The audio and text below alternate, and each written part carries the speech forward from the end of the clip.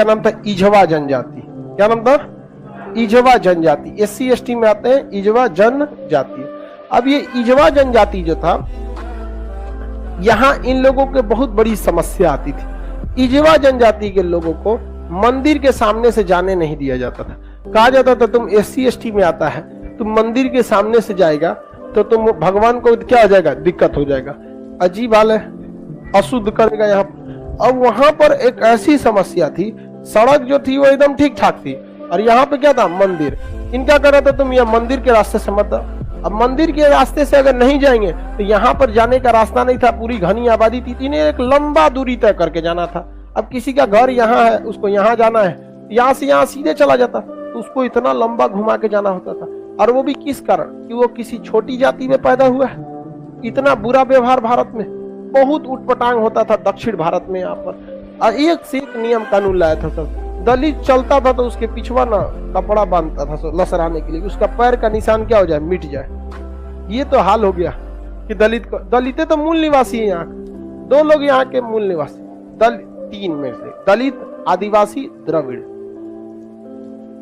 द्रविड़ दक्षिण भारत वाले, आदिवासी और दलित। बाकी कौन? आर्य समाज वाले भारत के थे। आर्य कहां से आए थे? मध्य एशिया। वही आके यहाँ संस्कृत वगैरह बनाया। आर्य जाति, ऊंचे जाति, बड़े जाति, कनिष्क का भारत में था। कुषाण वाले भी कहां से आए थे? मध्य एशिया से।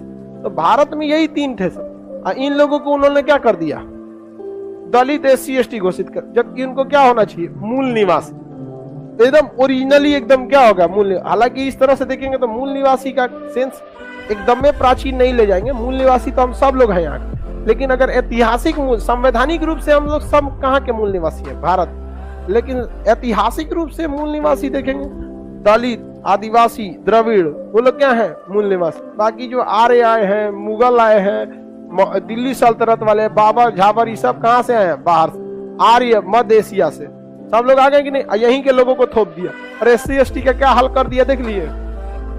आज भी समाज में उन्हें उपेक्षित ही रखा गया है। समाज में आज भी उन्हें बराबरी का दर्जा नहीं दिया गया। शहरी क्षेत्र में तो मिल भी जाता है कि शहरी क्षेत्र के लोग पढ़े लिखे होते हैं, उतना इन लोग को दिक्कत नहीं होता। लेकिन ये लोग गांव वाले में आज भी परंपरा है, खटिया पर नहीं बैठने देगा, बराबरी बैठने नहीं देगा। कोई बात है, उसके लिए अलग बर्तन रखता है। उन लोग में भी मतलब एजुकेशन का क्या रहा था, अभाव। अभी भी देखिएगा उतना एजुकेशन में कहाँ आगे है, बहुत आगे नहीं है। तो ये इन लोगों को मंदिर के आगे के रास्ते प्रयोग करने नहीं दिए जा रहे थे। अब बहुत बवाल हुआ, इसके लिए क्या हो गया, आंदोलन हुआ। और आंदोलन करके इजवा जनजाति को मंदिर के आगे का रास्ता दिया गया था।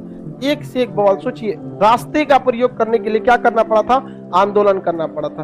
केरल के त्रावणकोर में ऊंचे जात वाले, नीचे जात वाले SC ST महिलाओं को अपना स्तन ढकने नहीं देते थे। वो स्तन खोल के ही उन्हें चलना पड़ता था। और अगर स्तन ढकेंगी ना तो टैक्स लगता था, मूलाकर्म।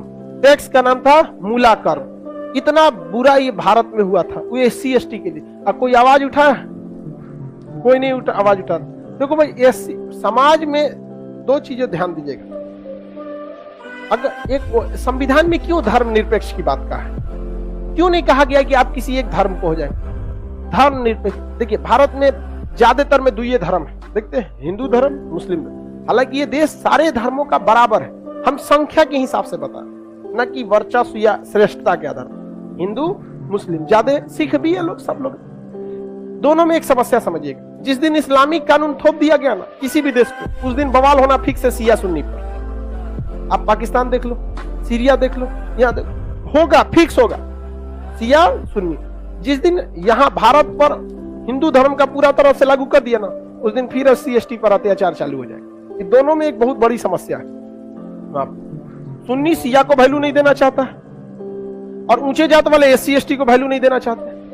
वो इस देश की खूबसूरती है जो हम सब एक साथ रहते हैं, और यही इस देश को आगे बढ़ाता है। जब हम सब एक देश के साथ रहेंगे ना, कोई शिया सुन्नी, ऊंच नीच, हेन तेन बात नहीं हो सकता है। लेकिन जहां एक टाइप की कम्युनिटी रहना चालू हुई, एक के मोहल्ला में खाली एक के धर्म या एक ही जात वाले हैं, अपना वर्चस्व दिखाने चालू कर देंगे।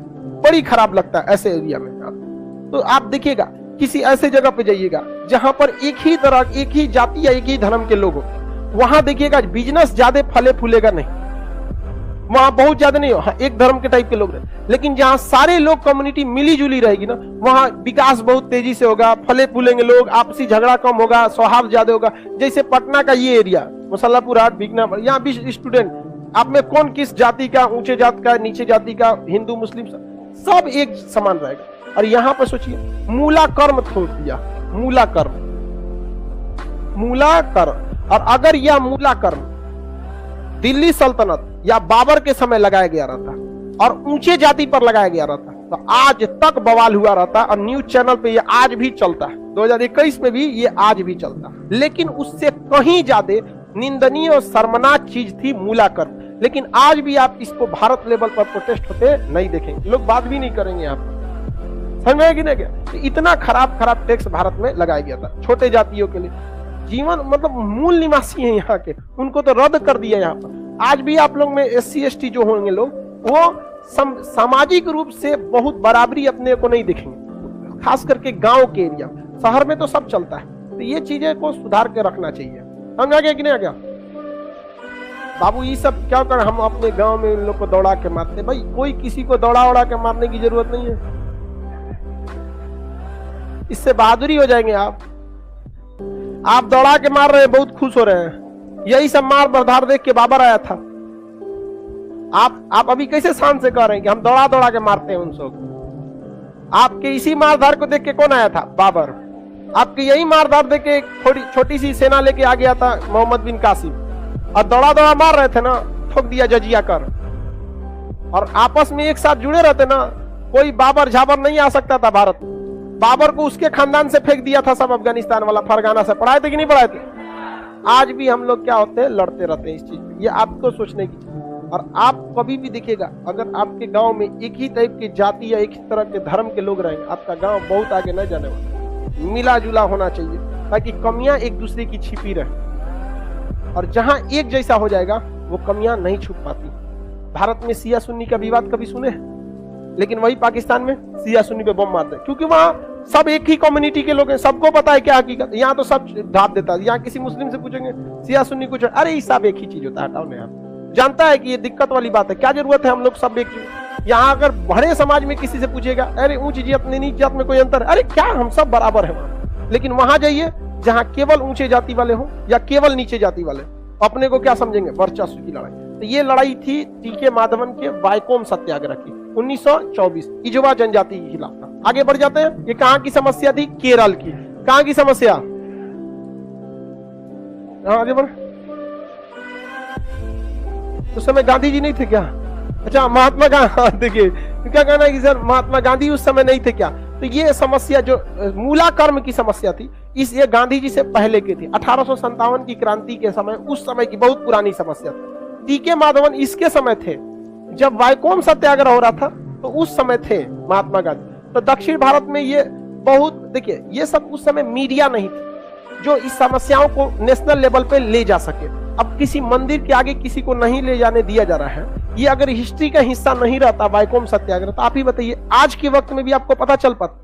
नहीं पता। तो ऐसा नहीं कि गांधी जी को ये बात पता चलती तो वो इसका विरोध नहीं करते, लेकिन वहां पहुंच ही नहीं पाया, लोकल लेवल तक का था। अखबार तो आज भी गांव के लोग नहीं खरीदता है, चाय की दुकान पे जाता है तो पढ़ लेता है वहां पर।